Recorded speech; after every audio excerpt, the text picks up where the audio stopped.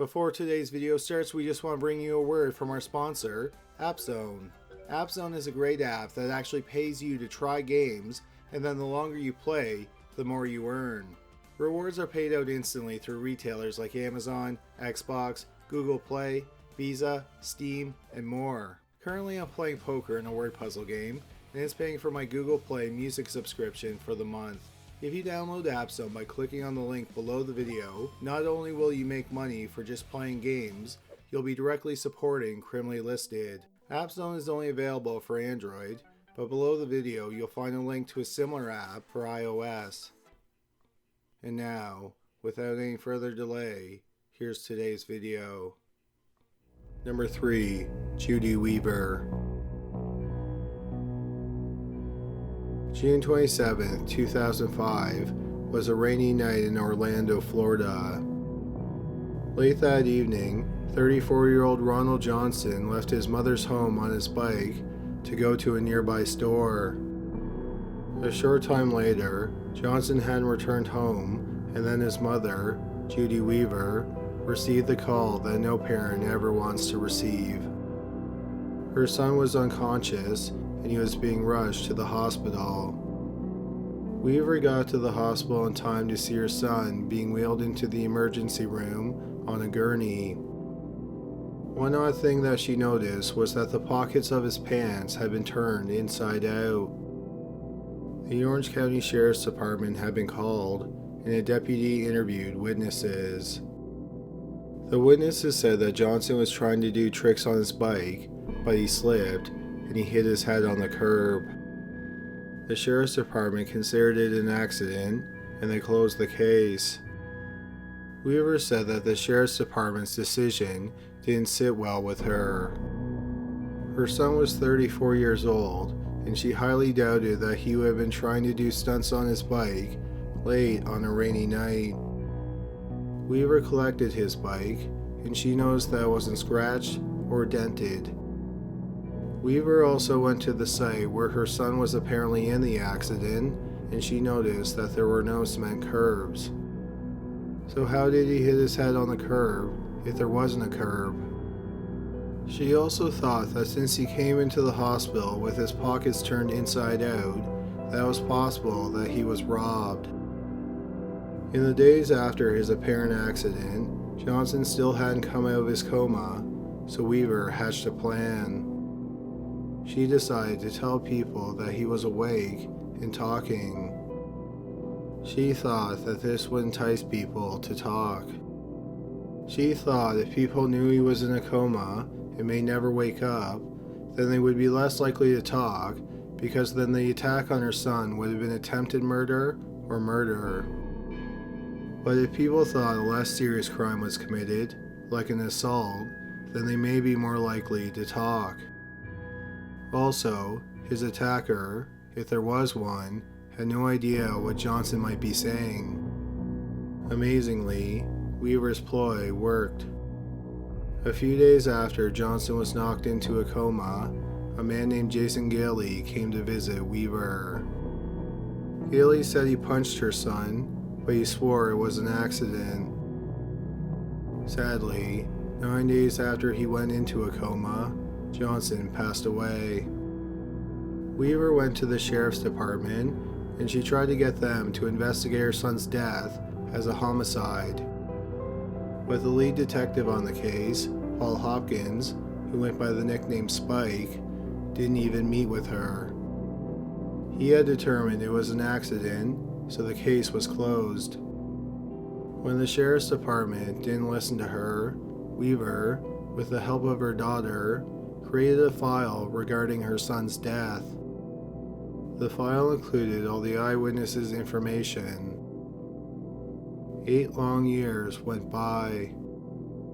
Then one night in early 2013, Judy Weaver was working her shift at Chick-fil-A in Orlando. Just like the night that her son went into a coma, it was raining. The restaurant was quiet that night. One of the customers was a lieutenant with the Orange County Sheriff's Department. Weaver asked him how his evening was going, and he said it was slow. He said it was usually slow on rainy nights. Weaver sat at his table, and she started talking about her son's case. She told him that his bike wasn't damaged, and there was no curb where he could have hit his head. She also talked about her frustration with the sheriff's department. Specifically, she ranted about the deputy in charge of the case, Paul "Spike" Hopkins. She talked to the lieutenant for 45 minutes, and he took notes while she talked. At the end of their conversation, he got up from the table and he introduced himself. He said his name was Paul "Spike" Hopkins. Weaver thought that she was going to get fired for badmouthing a customer to his face. Instead, Hopkins took Weaver's file and started to re-interview the witnesses. This time, several of the witnesses had a different story as to what happened on that rainy night 8 years earlier. They said that Jason Gailey was pistol whipping another man when Ronald Johnson rode up on his bike. Johnson tried to stop the assault, and Gailey hit him in the head with his gun, which caused him to fall, and he hit his head on the street. In September 2013, about 9 months after Judy Weaver happened to sit at the same table as the man who investigated her son's death, her son's killer, Jason Gailey, was arrested, and he was charged with second-degree murder. Number 2. Gary and Collene Campbell. Collene Thompson was born in 1932 in Alhambra, California. She had one sibling, an older brother named Marion, but he went by the name Mickey. Their father worked as a police officer with the Alhambra police force. Collene met the man who would become her husband, Gary Campbell, in the 2nd grade. They started going steady when they were 15, and they got married when they were 18 years old. They had 2 children, Scott and Shelley. Collene's brother Mickey had always been fascinated by cars. Mickey rose to international fame in 1960 when he became the first American to drive over 400 miles per hour. In a modified Pontiac Challenger 1, he reached a top speed of 406.60 miles per hour. Later that same year, Mickey was in a high-speed boat accident.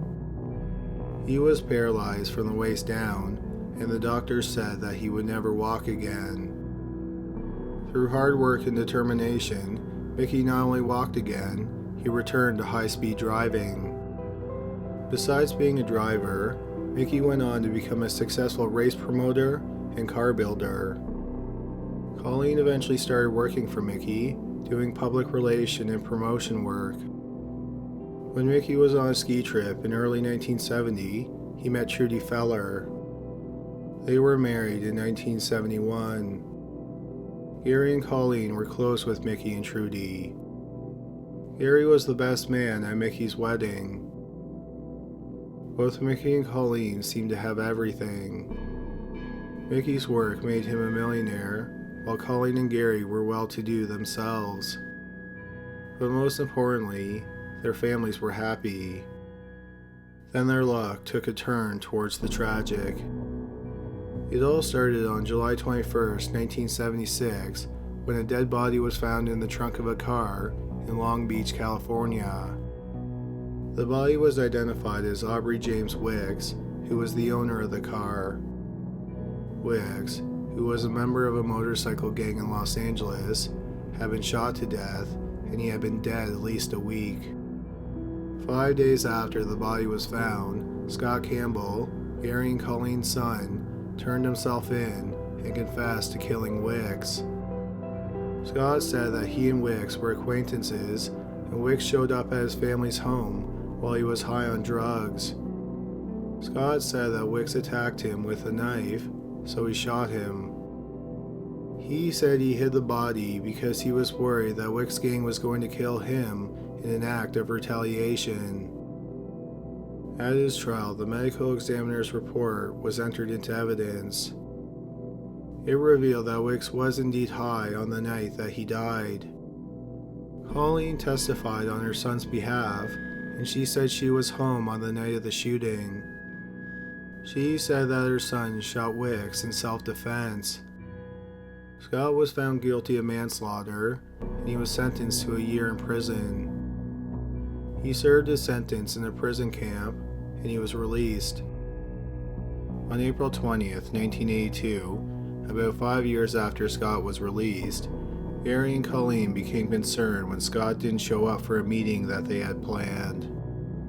This was very out of character for Scott. He usually kept in constant contact with his parents. They reported him missing, but the police didn't take the disappearance seriously. The police thought that Scott had just skipped town and he would get in contact with his family at any time. Collene and Gary weren't so sure. They last spoke to him on April 17th, which was 3 days before they noticed that he was missing. On that morning, his parents knew he was supposed to fly to North Dakota. So Gary decided to drive around the parking lots of local airports. On May 2nd, he found Scott's car at the airport in Fullerton, California. It was parked in a strange place. It wasn't in the parking lot. Instead, it was parked closer to the runway. On the same day that he found Scott's car, Gary got in touch with a man named Lawrence Cowell, who was an old friend of Scott's from school. Gary and Collene were also very close friends with Cowell's parents. Gary asked Cowell if he had seen or talked to Scott lately. Specifically, Gary asked him if he talked to Scott on April 17th, which was the last day that he was seen. Campbell said that he had not heard from Scott in a while, and he was positive that he did not talk to or see him on April 17th. Gary then asked Campbell what he was doing on April 17th. Campbell said that he had a pilot's license, and that day he had rented a plane. He said that he took off from the airport in Fullerton, flew to Palomar, California, and then returned to the airport in Fullerton. Gary was immediately suspicious because the Fullerton airport is where he found Scott's car. Gary went back to the airport and he asked to check the plane that Cowell had rented that day. He searched the plane, and on one of the curtains inside the plane, he found a blood stain. Gary also went to Scott's apartment on several occasions. While there, he noticed that Scott had several messages on his answering machine. There were a few messages left by a man who called himself Fox, and he wanted to know where Scott was, and he wanted to know why he didn't show up for their meeting. Gary and Collene called Fox, who had a Fargo, North Dakota area code. Fox told Gary and Collene that he didn't know who Scott Campbell was. After weeks of demanding action from the police and not getting any, Gary and Collene told the police about the mysterious man named Fox, the fact that Cowell just happened to be at the airport where their son's car was found, and the fact that Gary found blood in the plane that Cowell had rented. The police then started to think that maybe something sinister did happen to Scott Campbell. The focus of their investigation quickly became Lawrence Cowell. At the time, Cowell was on parole for manslaughter. Nearly 2 years earlier, on July 31st, 1980, Cowell was drunk and he was driving a car. He crashed into a pole, and his passenger, Robert Ferguson, was killed nearly instantly. Cowell was on furlough from prison when Scott disappeared. That meant he could leave prison during the day, but he had to spend his nights incarcerated. Before the police questioned Cowell, they got in touch with the man who called himself Fox. The man told the police that his name was Greg Fox, and he was supposed to meet with Scott on the morning that he disappeared. Fox said that they were meeting because Scott was going to sell him $30,000 worth of cocaine. Fox admitted this to the police because he worked with the Drug Enforcement Administration and he was going to arrest Scott, but he never showed up for their meeting. It turned out that months before he disappeared, Scott found himself in hard financial times. Looking to make some fast cash, Scott got in contact with a friend who was a cocaine distributor. Scott met Fox through a friend who had recently moved to North Dakota. Next, the police started to look at Lawrence Cowell's phone records. Cowell told Gary that he had not talked to or seen Scott in the days leading up to his disappearance, but his phone records proved that wasn't true. Cowell and Scott had been in contact over the phone several times in the days before and the day of Scott's disappearance. Also, Greg Fox said that Scott said that he planned on flying to Fargo with Cowell. The police assumed that Scott probably asked Cowell to fly him to North Dakota so that he didn't have to take the cocaine on a commercial flight. The police's theory as to what happened was that while on the plane, Cowell killed Scott so that he could steal the drugs and some money that Scott was carrying. The problem was it was only a theory, and they didn't have enough evidence to arrest Cowell. That's when Gary and Colleen Campbell got involved in the police investigation again. They personally paid for Greg Fox to fly out and stay in California on 2 separate occasions. When he was in California, Fox got in contact with Cowell and told him that he was Scott's drug connection and he wanted to know who killed Scott. While wearing a wire, Fox eventually got Cowell to confess to what happened on the morning that Scott went missing. Cowell said that he was waiting at the airport in Fullerton and Scott met him there. They flew to the El Monte airport and picked up another man named Donald Damasio. Damasio had several convictions for armed robbery and assault with a deadly weapon. Cowell said that they flew out to the Santa Catalina Island, and once there, Damasio attacked Scott. He broke Scott's neck, and while the plane flew at an elevation of 2,000 feet, he dropped his lifeless body out of the plane and into the ocean. After hearing him confess, Fox then convinced Cowell to let him talk to Damasio. When Fox talked to Damasio, again, while wearing a wire, Damasio told him the same story that Cowell had told him. Both Cowell and Damasio were arrested, and they were charged with first-degree murder. The police and the district attorney said that without the tireless efforts of Gary and Colleen Campbell, the 2 men may have never been arrested. Both men were convicted, and in early 1986, Cowell was sentenced to 2 25-year sentences plus 6 years, and Damasio was sentenced to life without the chance of parole. Unfortunately for the Campbell family, tragedy was not done stalking them. On the morning of March 16, 1988, Colleen's brother, Mickey, and his wife, Trudy, were shot to death outside of their home. According to their neighbors and evidence left at the crime scene, it's believed that the shooters were waiting outside the couple's home as they prepared to leave for work for the day. Mickey opened the garage door, and then Trudy backed her van out. Mickey went to get in his own car, and he was shot so that he would be wounded, but not killed. Mickey was then dragged into the driveway, and Trudy was pulled out of her van. A neighbor heard Mickey beg the gunman not to hurt his wife. The gunman didn't listen to his pleas.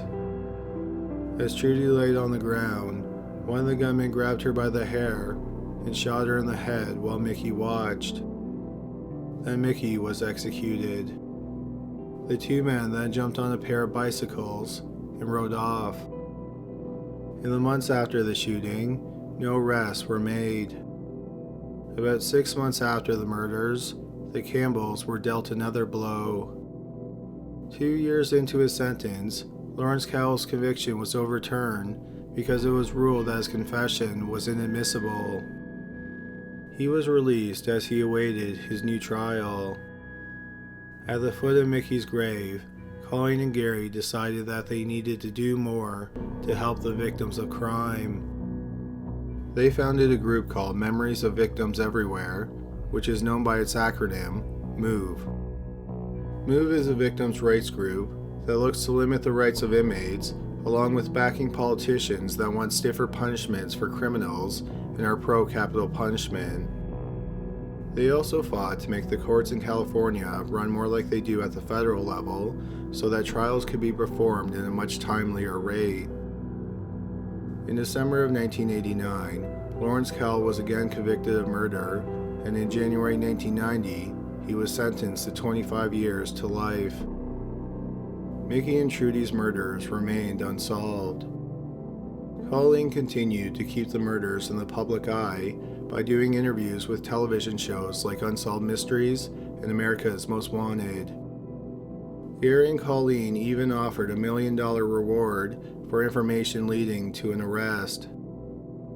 Looking to further the rights of victims of crime, Collene ran for mayor of San Juan Capistrano, California, in 1993 on the platform of being a voice for victims' rights.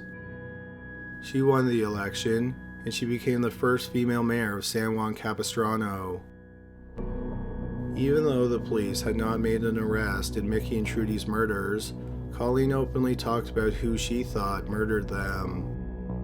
She was sure that Mike Goodwin, a former business partner of Mickey's, was the person who ordered the murders.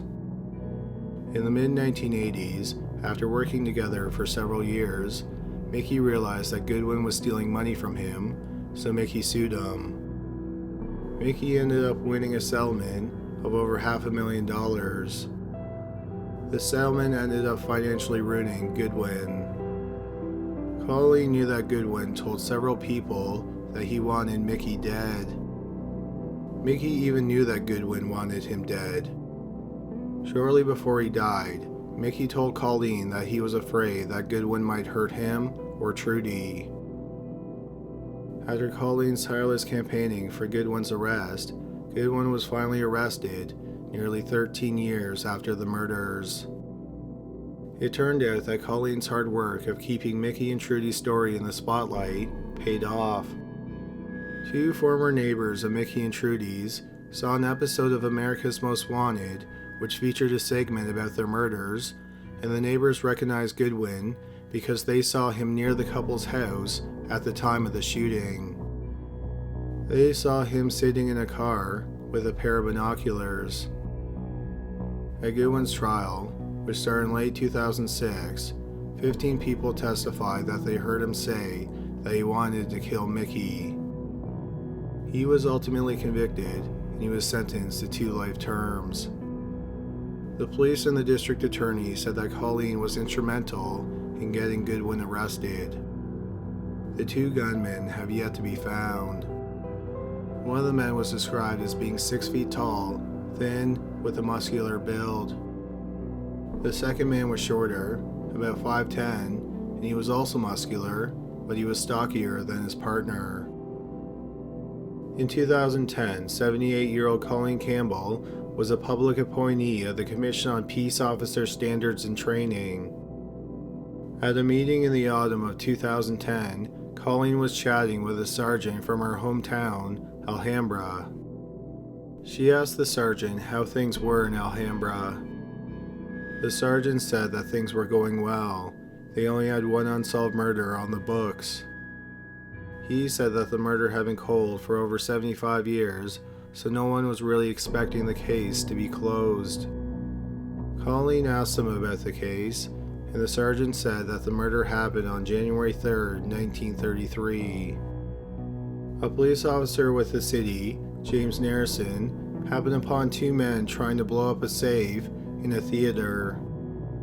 One of the men shot Narrison with a shotgun, and he died because of his wounds. Collene was shocked when she heard the story. She said she knew who the killer was because her father had killed the killer. She explained that in 1936, 3 years after Narrison was killed, her father, who was the chief of detectives in Alhambra, responded to a bank robbery. A shootout ensued, and 2 of the 3 robbers were shot. One was killed, and the other was injured. The robber that was killed was 43-year-old Clarence Smith. After he was killed in the shootout, A witness from the theater robbery came forward and said that Smith was the person who shot Officer Nearson. To prove that she was telling the truth, Collene went home and found some newspaper clippings about the shootout that her mother had saved. When the sergeant read the newspaper articles, he realized why the case was considered open, even though the police had killed the perpetrator 3 years after the robbery. The reason it wasn't closed is because they wanted to find the shotgun that was used to kill Nearson. They never ended up finding the gun, so the case was never officially closed. Several decades later, when reviewing cold case files, no one on the police force realized that the shooter had been found, so the case was marked unsolved instead of closed. For being instrumental in helping close a third case, Collene Campbell was given an award by the city of Alhambra.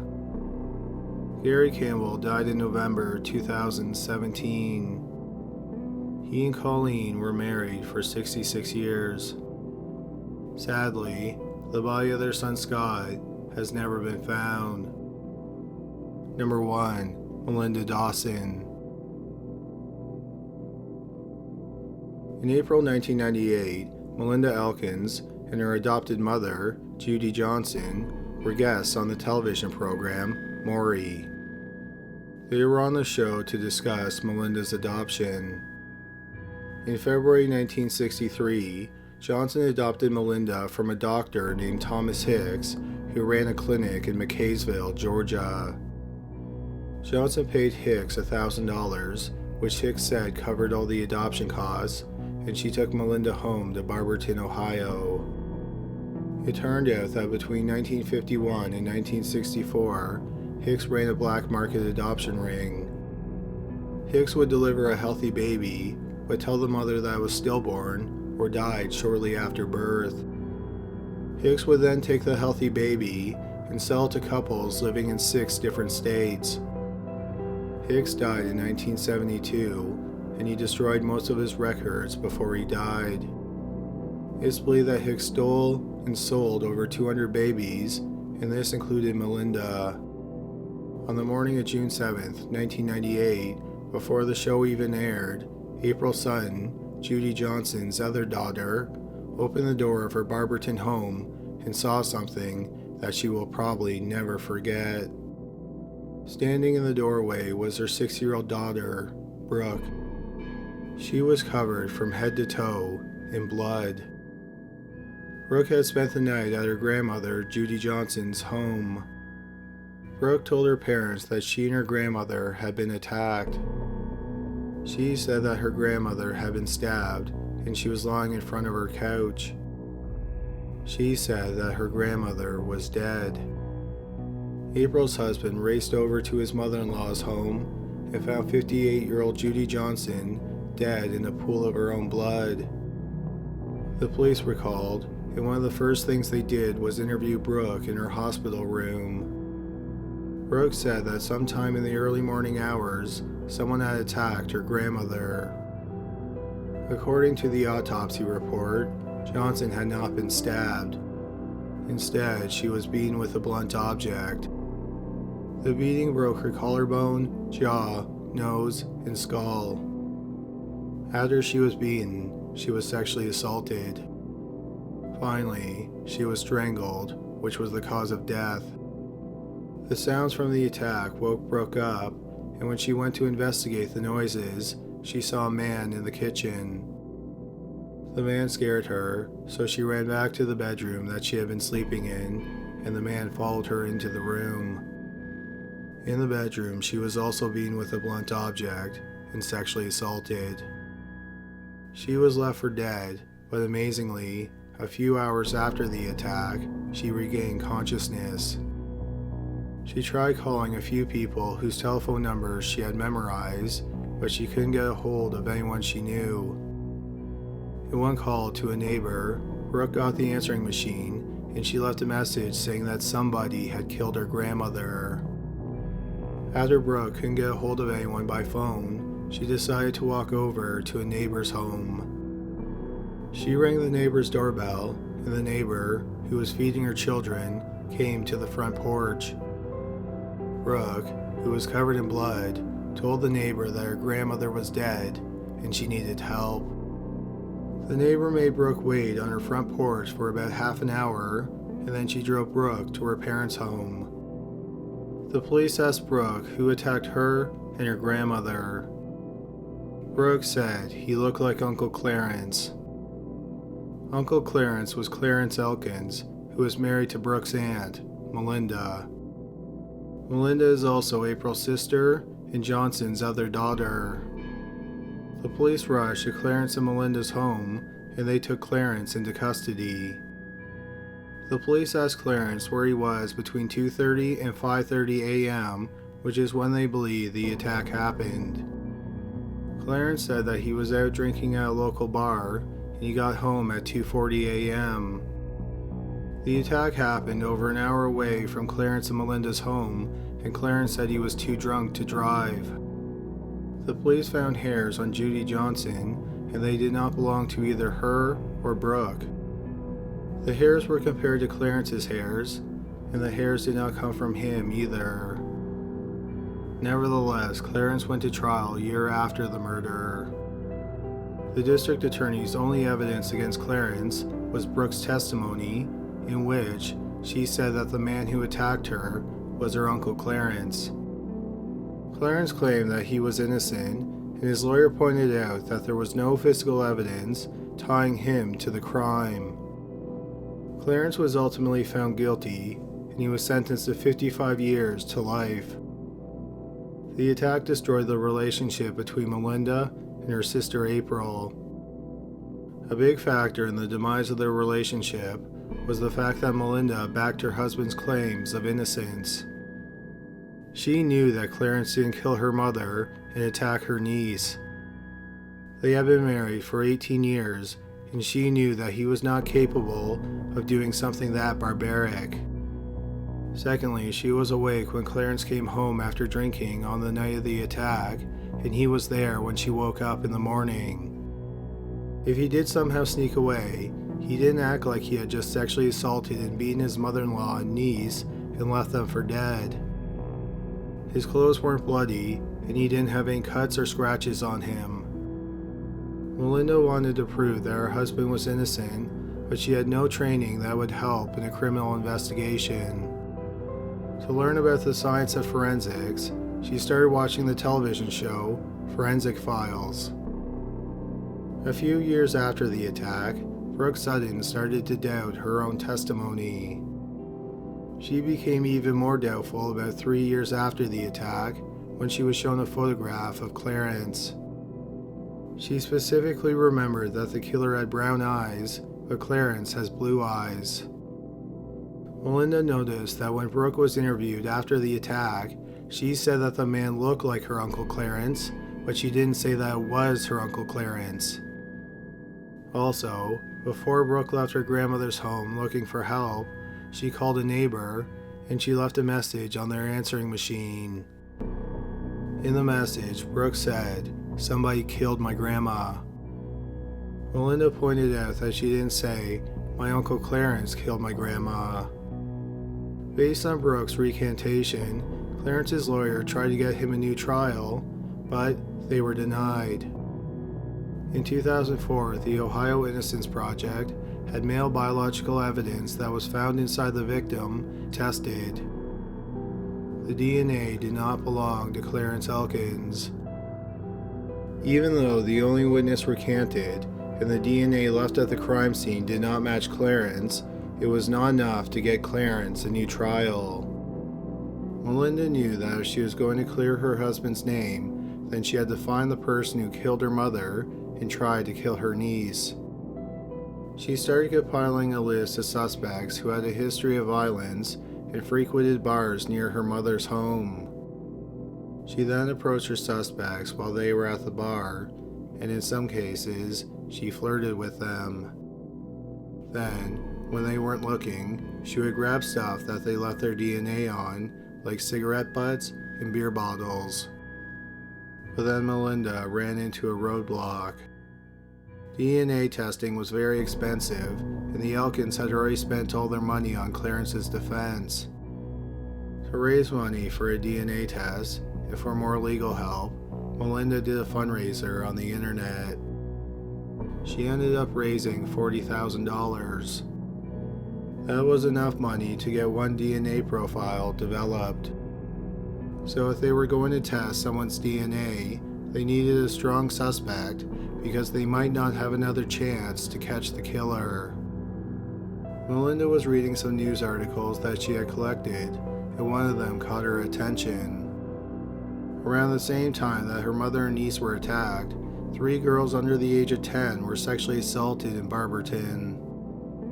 A man named Earl Eugene Mann was arrested for the sexual assaults, and in April 2002, he was sentenced to 7 years in prison. Besides the ages of the victims, 3 things caught Melinda's eye. The first is that Mann has a history of violence. Secondly, he had been released from prison in June 1998, just days before the murder. But what really caught her eye was the name of Mann's common-law wife, whom he was living with after he was released from prison.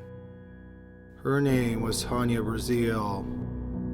One odd aspect about the morning of the attack that the police never really paid any attention to was that Brooke, who was covered head to toe in blood, walked to a neighbor's home, and she told the neighbor that her grandmother was dead. The neighbor made Brooke stand on her front porch for 30 minutes and then drove her home. Why did the neighbor wait so long to do something? Most people who encounter a little girl covered in blood who is saying that her grandmother has been killed would probably call 911 immediately. That neighbor was Tanya Brazil. Earl Eugene Mann quickly became Melinda's top suspect. In an amazing turn of events, Mann had been transferred to the same cell block as Clarence. Melinda relayed what she found out to Clarence and told Clarence to see if he could get some DNA from Mann. Clarence watched Mann, and one day he saw him drop a cigarette butt. Clarence picked up the butt and he mailed it to his lawyers. Mann's DNA was compared to the DNA left at the crime scene, and it was a match. Amazingly, this still wasn't enough to get Clarence a new trial. Then in October 2005, the Attorney General of Ohio did something very unusual. He held a press conference where he strongly advised the county's district attorney to dismiss the charges against Clarence. It was the first time that an attorney general intervened on a case on behalf of the Innocence Project. Finally, on December 15, 2005, after 6.5 years in prison, Clarence was released and officially exonerated. Unfortunately, the ordeal put too much strain on the marriage of Clarence and Melinda. They ended up filing for divorce not long after he was exonerated. Melinda remarried, and her last name is now Dawson. Clarence sued the city of Barberton, and he won a settlement of over $5 million. In August 2008, Earl Eugene Mann pleaded guilty to murdering Judy Johnson and attacking Brooke Sutton. He was sentenced to 55 years to life. After solving the murder of her adopted mother, Melinda has tried to solve another mystery, which is who is her real family. In 2015, using Ancestry.com, she found a 3rd and 4th cousin, but has yet to find any more immediate family. Thanks for watching today's video. Hopefully you found it interesting. Don't forget to go to criminallylisted.com where you can suggest cases and you can visit our web store. We are having a sale for the entire month of April. Also, please visit patreon.com/criminallylisted to learn about an exclusive podcast. But that's all for today. Thanks again for watching.